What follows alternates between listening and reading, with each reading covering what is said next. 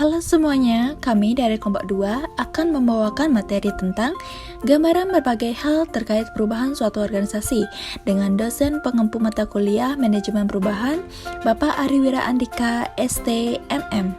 Adapun anggota dari kelompok 2 yaitu yang pertama Wayarmile Sintiawati dengan absen 3 dengan NIM 2202612010273, dengan anggota yang kedua Nilu Martautari dengan absen 7 dengan NIM 2202612010289. Adapun sub materi yang akan kami bawakan pada hari ini yaitu yang pertama hambatan perubahan, yang kedua manajemen perubahan, yang ketiga peran dan tanggung jawab perubahan, yang keempat komitmen terhadap perubahan. Untuk materi yang pertama adalah hambatan perubahan. Perubahan dalam organisasi sangat diperlukan agar tetap relevan, bersaing, inovatif, dan adaptif terhadap lingkungan yang terus berubah, baik itu karena teknologi, regulasi, budaya, maupun kompetisi. Tetapi perubahan itu tidak gampang. Banyak faktor yang bisa menghambatnya dan manajemen perubahan sendiri memerlukan strategi dan langkah-langkah yang jelas agar perubahan bisa sukses. Berikut merupakan 3 hambatan perubahan dalam suatu organisasi. Yang pertama adalah individu. Rasa takut terhadap hal baru, kehilangan kontrol atau kehilangan peran atau identitas yang lama sering memicu resistensi. Yang kedua adalah sosial atau budaya dan komunikasi. Budaya organisasi yang sudah mapan, norma dan kebiasaan lama bisa sangat sulit digeser. Bila kepemimpinan tidak transparan, tidak melibatkan karyawan dalam proses perubahan, atau komunikasi yang buruk, maka resistensi sosial akan semakin kuat. Dalam studi tentang manajemen perubahan di sektor industri Saudi, faktor komunikasi, partisipasi, dan kepemimpinan yang selaras budaya terbukti sangat penting agar karyawan mau mendukung suatu perubahan itu. Dan yang terakhir adalah hambatan organisasi. Keterbatasan sumber daya baik itu dari waktu, dana, teknologi, strategi yang tidak jelas, visi yang tidak dikomunikasikan dengan baik, atau kepemimpinan yang lemah menjadi hambatan besar. Ada juga fenomena change fatigue, artinya organisasi terlalu sering mengalami perubahan besar dalam waktu yang cepat sehingga kelelahan dan penurunan motivasi muncul. Selanjutnya, ada pun cara mengatasi hambatan itu sendiri. Yang pertama, merancang strategi yang memperhatikan faktor konteks seperti budaya organisasi, kondisi ekonomi atau teknologi, regulasi, dan karakteristik karyawan. Yang kedua, memastikan sumber daya cukup disediakan, tidak hanya dari dananya, tapi juga dari waktu, tenaga ahli, dan teknologi pendukung. Yang ketiga, melibatkan komunikasi terbuka dan partisipatif. Tidak sekedar memberitahu, tapi mendengarkan, memberi ruang bagi feedback, dan menyesuaikan bila diperlukan. Yang keempat, memperkuat kepemimpinan. Pemimpin harus konsisten, memberikan dukungan baik itu moral dan material, mampu menjadi agent of change yang inspiratif bagi karyawannya. Yang terakhir adalah menggunakan pendekatan yang fleksibel, bila menyesuaikan jika ada hambatan yang tak terduga dengan evaluasi berkala dan koreksi strategi. Materi selanjutnya adalah manajemen perubahan. Manajemen perubahan dalam organisasi merupakan suatu pendekatan sistematis untuk menghadapi transisi dari kondisi saat ini menuju kondisi yang diinginkan di masa yang mendatang. Tujuannya adalah memastikan bahwa perubahan dapat diterima, dipahami, dan diimplementasikan secara efektif oleh seluruh anggota organisasi. Manajemen perubahan dalam organisasi pada dasarnya adalah proses yang terstruktur untuk memastikan bahwa setiap perubahan dapat diterima, dijalankan, dan dipertahankan dengan baik. Berikut ada 8 aspek utama manajemen perubahan yang perlu diperhatikan. Yang pertama adalah menetapkan visi dan tujuan perubahan. Setiap perubahan harus dimulai dengan kejelasan visi dan tujuan. Organisasi perlu menjelaskan mengapa perubahan itu penting, apa dampaknya, dan bagaimana hasil yang diharapkan.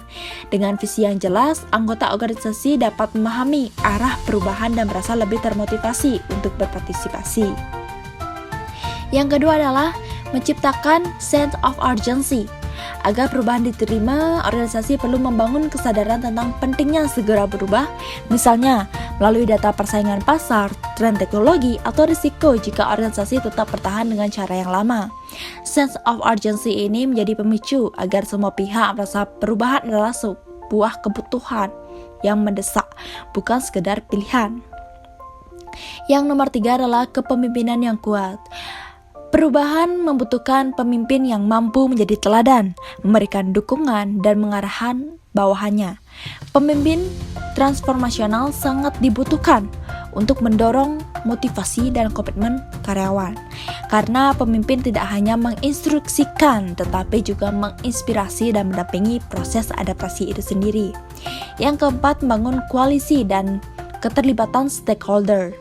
Perubahan tidak bisa dilakukan sendiri oleh manajemen puncak. Perlu dibangun koalisi yang kuat, yang melibatkan manajemen menengah, karyawan, dan pemangku kepentingan lainnya. Keterlibatan ini membuat proses perubahan terasa lebih inklusif dan mengurangi resistensi, dan meningkatkan rasa memiliki terhadap hasil perubahan itu sendiri. Yang kelima, komunikasi yang efektif dan berkelanjutan. Komunikasi menjadi kunci agar perubahan dipahami secara menyeluruh. Informasi tentang apa yang berubah, bagaimana caranya, dan manfaat yang diperoleh harus disampaikan secara terbuka dan terus-menerus. Komunikasi yang jelas dapat mengurangi ketidakpastian, rumor, dan kecemasan karyawan. Yang keenam adalah penyediaan pelatihan dan sumber daya. Perubahan seringkali membutuhkan keterampilan baru, baik dalam penggunaan teknologi maupun metode kerja. Oleh karena itu, organisasi harus menyediakan pelatihan, bimbingan, dan sumber daya yang memadai. Dukungan ini membuat karyawan lebih siap dan percaya diri menghadapi transisi itu sendiri. Yang ketujuh, implementasi bertahap dan pencapaian kemenangan kecil. Perubahan besar sebaiknya dijalankan secara bertahap dengan target yang realistis. Menunjukkan hasil positif sejak awal dapat meningkatkan semangat dan membangun kepercayaan dan menjaga momentum perubahan. Yang ke-8, yang terakhir adalah monitoring, evaluasi, dan reformisme. Setiap perubahan harus disertai mekanisme evaluasi untuk mengukur sejauh mana tujuan yang tercapai. Umpan balik perlu diolah untuk memperbaiki strategi, sementara reinforcement atau penguatan seperti penghargaan dan apresiasi diberikan agar perubahan menjadi bagian dari budaya suatu organisasi itu sendiri. Baik, di sini saya akan membahas materi yang ketiga, yaitu peran dan tanggung jawab perubahan. Perubahan adalah proses di mana terjadinya pergeseran dari kondisi saat ini ke kondisi yang baru, yang diharapkan lebih baik dalam organisasi, individu, maupun sistem. Peran dan tanggung jawab dalam perubahan sangat penting agar proses perubahan dapat berjalan lancar dan mencapai tujuan yang diinginkan. Di sini peran dan tanggung jawab perubahan meliputi 5 aspek. Yang pertama ada pemimpin perubahan atau change leader yang berperan dalam mengarahkan, memotivasi, dan memimpin proses perubahan agar visi perubahan tercapai. Adapun tanggung jawabnya yaitu bertanggung jawab dalam menyusun strategi, mengkomunikasikan perubahan, dan melakukan monitoring serta evaluasi. Yang kedua ada tim perubahan atau change teams yang berperan dalam mendukung pelaksanaan perubahan, mengeksekusi rencana, dan membantu mengatasi hambatan. Adapun tanggung jawabnya yaitu menjalankan tugas spesifik sesuai dengan rencana perubahan dan membantu mengatasi resistensi. Yang ketiga ada agen perubahan atau change agent yang berperan dalam memberikan komitmen, sumber daya, dan keputusan strategis untuk mendukung perubahan. Adapun tanggung jawabnya yaitu memastikan ketersediaan sumber daya dan menyelaraskan perubahan dengan tujuan organisasi. Yang keempat ada karyawan yang berperan sebagai penerima, adaptasi, dan menjalankan perubahan dalam pekerjaan sehari-hari. Adapun tanggung jawabnya yaitu mengikuti pelatihan, mengadopsi perilaku baru, dan memberikan masukan selama adaptasi. Yang terakhir ada stakeholder yang berperan dalam memberikan dukungan atau masukan yang konstruktif selama proses perubahan berlangsung. Adapun tanggung jawabnya yaitu mendukung proses perubahan, memberikan feedback, dan membantu mengatasi tantangan eksternal. Selanjutnya ada pentingnya peran dan tanggung jawab dalam perubahan. Yang pertama, meminimalkan resistensi terhadap perubahan. Yang kedua, meningkatkan koordinasi dan kerjasama. Yang ketiga, mempercepat proses adaptasi dan pencapaian tujuan perubahan. Yang keempat, meningkatkan akuntabilitas dan tanggung jawab. Dan yang terakhir, membangun komitmen dan kepemilikan bersama. Baik, selanjutnya kami akan membahas materi yang keempat mengenai komitmen terhadap perubahan. Komitmen terhadap perubahan adalah sikap dan tindakan yang menunjukkan keseriusan dalam mendukung dan melaksanakan proses perubahan. Hal ini melibatkan kepercayaan bahwa perubahan tersebut penting dan bermanfaat, serta kesediaan untuk berkontribusi aktif demi keberhasilan perubahan. Yang pertama, pentingnya komitmen dalam perubahan, yang meliputi menjamin keberlanjutan perubahan, yaitu tanpa komitmen, perubahan akan sulit bertahan lama karena tidak ada dukungan yang konsisten dari individu atau organisasi. Yang kedua, mengurangi resistensi, yaitu komitmen dapat membantu mengurangi penolakan atau hambatan yang muncul selama proses perubahan. Yang ketiga, meningkatkan motivasi dan produktivitas, yaitu individu yang berkomitmen terhadap perubahan cenderung lebih termotivasi untuk mencapai tujuan baru dan bekerja lebih efektif. Yang terakhir ada menciptakan budaya adaptif, yaitu organisasi dengan komitmen yang kuat terhadap perubahan akan lebih cepat beradaptasi dengan kondisi eksternal yang dinamis. Yang kedua ada faktor-faktor yang mempengaruhi komitmen terhadap perubahan, meliputi yang pertama kepemimpinan yang mendukung, yaitu pemimpin yang tegas dan memberi contoh komitmen akan mempengaruhi anggota tim untuk berkomitmen. Yang kedua, komunikasi yang jelas, yaitu penjelasan tentang tujuan dan manfaat perubahan harus jelas agar semua pihak memahami pentingnya perubahan.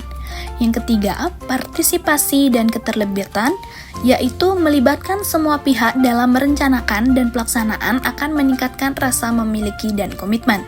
Yang keempat, dukungan sumber daya, yaitu penyediaan materi, waktu, dan pelatihan yang memadai untuk mendukung keberhasilan perubahan. Yang terakhir ada pengakuan dan penghargaan, yaitu memberikan apresiasi atas usaha dan pencapaian dalam proses perubahan untuk mendorong komitmen berkelanjutan. Yang ketiga ada strategi membangun dan memperkuat komitmen terhadap perubahan. Yang pertama, menetapkan visi bersama, yaitu membuat tujuan perubahan yang jelas dan disepakati bersama agar semua memahami arah yang dituju. Yang kedua, membangun kepercayaan, yaitu transparansi dan kejujuran dalam proses perubahan memperkuat kepercayaan antar anggota. Yang ketiga, menindaklanjuti dengan tindakan nyata, yaitu komitmen harus diikuti dengan langkah konkret, bukan hanya janji atau rencana. Yang keempat, mengatasi hambatan, yaitu identifikasi dan solusi terhadap resistensi atau masalah yang menghambat proses perubahan. Yang terakhir ada evaluasi dan feedback, yaitu memberikan ruang bagi penilaian serta masukan untuk pembaruan dan perbaikan perubahan. Baik, sekian materi yang dapat kami sampaikan. Adapun kesimpulan dari materi yang telah disampaikan yaitu perubahan organisasi adalah kebutuhan penting untuk tetap relevan dan kompetitif, namun sering terhambat oleh resistensi individu, budaya, dan keterbatasan sumber daya. Manajemen perubahan yang efektif menuntut visi yang jelas, kepemimpinan yang kuat, komunikasi yang terbuka, keterlibatan semua pihak, serta evaluasi berkelanjutan. Dengan komitmen bersama, perubahan dapat dijalankan dengan lebih lancar, menjadikan budaya organisasi, dan mendorong peningkatan kinerja jangka panjang.